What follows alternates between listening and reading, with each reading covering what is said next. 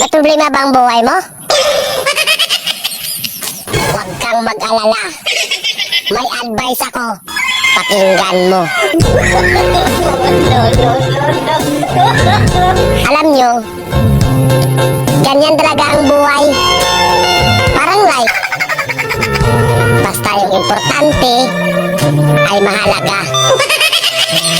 At kung saan ka masaya, dun ka happy. Basta huwag kang maniwala sa swerte.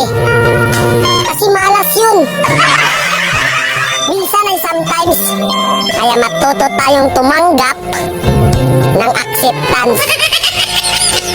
Halimbawa, for example, ang baby ay sanggol.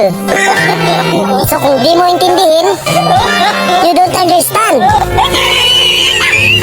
Basta kaibigan, lagi mong tatandaan that wherever you go are there.